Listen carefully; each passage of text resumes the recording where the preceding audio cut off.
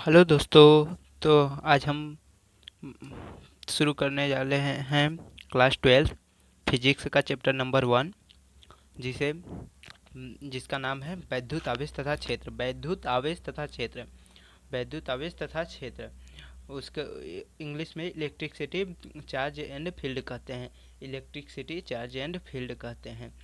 तो ठीक है दोस्तों, हम आपको नोट के साथ बताने वाले हैं एकदम अच्छे तरीके से, जैसा कि आपको सबको समझ आएगा। उसमें आता है, शुरू करते हैं। पहला टॉपिक आता है स्थिर वैद्युतिकी। स्थिर वैद्युतिकी को इंग्लिश में इलेक्ट्रोस्टैटिक्स कहते हैं। इलेक्ट्रोस्टैटिक्स कहते हैं। तो चलिए इसका डिफिनीशन देख लेते हैं। भौतिक विज्ञान की वह शाखा जिसमें स्थिर आवेश के गुणधर्मों का अध्ययन किया जाता है, स्थिर वैद्युतिकी कहलाता है। भौतिक विज्ञान की वह शाखा है जिसमें स्थिर आवेशों के गुणधर्मों का अध्ययन किया जाता है, स्थिर वैद्युतिकी कहलाता है। एग्जाम्पल देख लेते हैं। वैद्युत क्षेत्र, जैसे वैद्युत क्षेत्र है जिसमें स्थिर आवेश के गुणधर्मों को, आवेश स्थिर रहे उसके गुणधर्मों का अध्ययन करते हैं, तो उसे वैद्युतिकी कहते हैं। वैद्युतिकी, स्थिर वैद्युतिकी, इलेक्ट्रोस्टैटिक्स कहते हैं। ठीक है दोस्तों, तो मुझे लगता है क्लियर हो गया होगा। तो आते हैं अगले टॉपिक पर, जिसका नाम है वैद्युत आवेश। ये वैद्युत आवेश पढ़ने जा रहे हैं। वैद्युत आवेश को इलेक्ट्रिक चार्ज कहते हैं। इलेक्ट्रिक चार्ज कहते हैं। ठीक है दोस्तों, डिफिनीशन देखते हैं।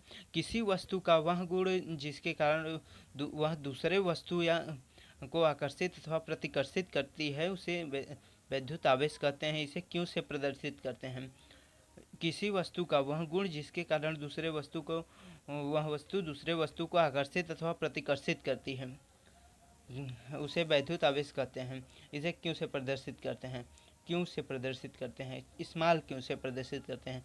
तो देख लेते हैं। एक अदिश राशि है। अब विद्युत आवेश एक अदिश राशि है। इसका सही मात्रक कूलाम होता है। इसका सही मात्रक कूलाम होता है। आवेश के प्रकार, अब आवेश के प्रकार देखते हैं। उससे पहले हम वैद्युत आवेश के एक और डिफिनीशन को देखते हैं। ठीक है दोस्तों, तो देखते हैं दूसरे डिफिनीशन को। धारा तथा समय के गुणनफल को वैद्युत आवेश कहते हैं। धारा तथा समय के गुणनफल को वैद्युत आवेश कहते हैं। इसे आप जानते हैं, ऊपर बता दिए हैं कि क्यू से प्रदर्शित करते हैं। क्यू से इसे प्रदर्शित करते हैं। धारा और समय के गुणनफल को वैद्युत आवेश कहते हैं। क्यू से प्रदर्शित, क्यू बराबर आई टी होता है। आई जहाँ धारा है तथा टी है समय। आई का मात्रक होता है एम्पियर। इसका क्यू का मात्रक देख लेते हैं। आवेश का मात्रक, विद्युत आवेश का मात्रक होता है एम्पियर सेकेंड। आई का मात्रक, आई का धारा का मात्रक एम्पियर होता है और समय का मात्रक सेकेंड होता है। बीमा इसका हो गया 80।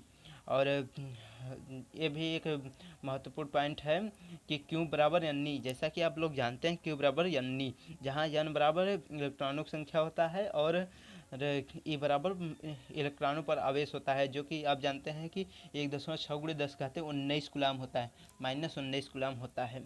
ठीक है दोस्तों, तो आगे बढ़ते हैं बिना टाइम वेस्ट किए। वैद्युत आवेशों के मूलभूत गुणधर्म। वैद्युत आवेशों के मूलभूत गुणधर्म, ये टॉपिक पढ़ते हैं। इसमें हमें 4 गुणधर्मों को पढ़ना है।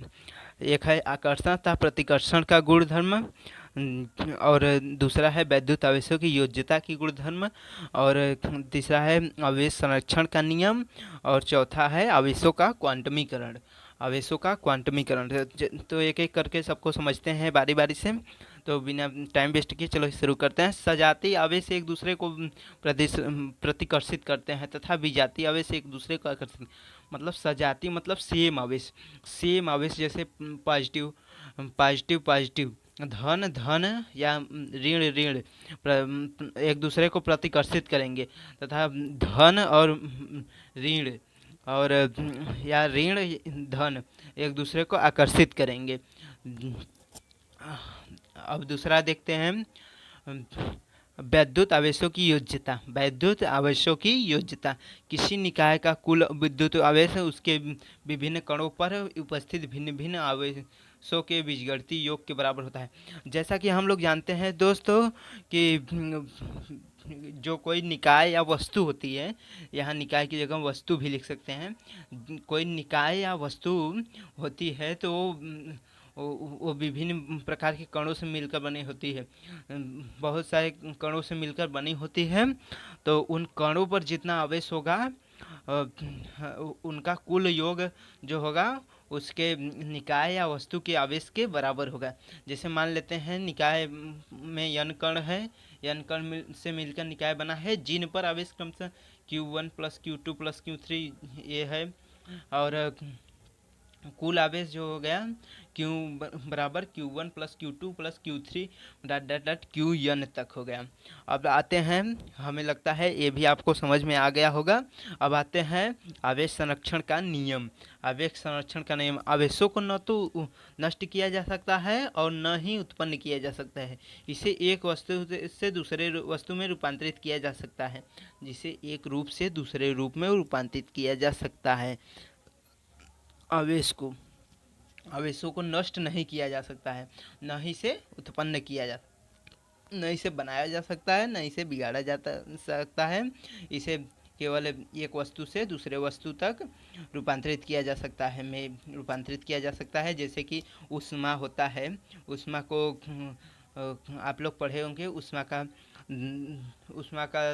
प्रथम नियम कि ऊष्मागतिकी का प्रथम नियम में कि ऊष्मा को न तो नष्ट किया जा सकता है और न ही उत्पन्न किया जा सकता है।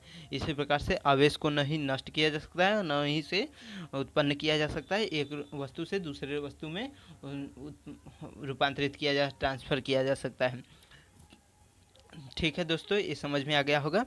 आगे देखते हैं आवेशों का क्वांटमीकरण।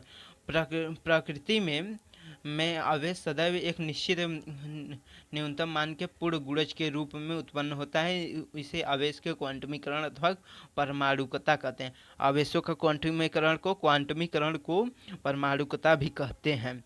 प्रकृति में आवेश सदैव एक निश्चित न्यूनतम मान के पूर्ण गुणज, ये पूर्ण गुणज ध्यान देने वाली बात है, ये पूर्ण गुणज ध्यान देने वाली बात है कि पूर्ण गुणज के रूप में होता है, उत्पन्न होता है। इसे आवेशों की क्वांटमीकरण अथवा परमाणुकता कहते हैं।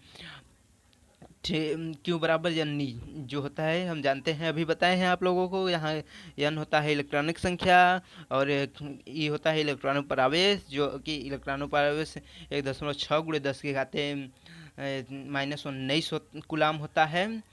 तो ये जो एन होता है पूर्ण गुणज के रूप में होता है, 1 2 3, जैसे कि 1 2 3 4 के रूप में होता है, न कि एन होता है 1.5 2.6, ये नहीं हो सकता है।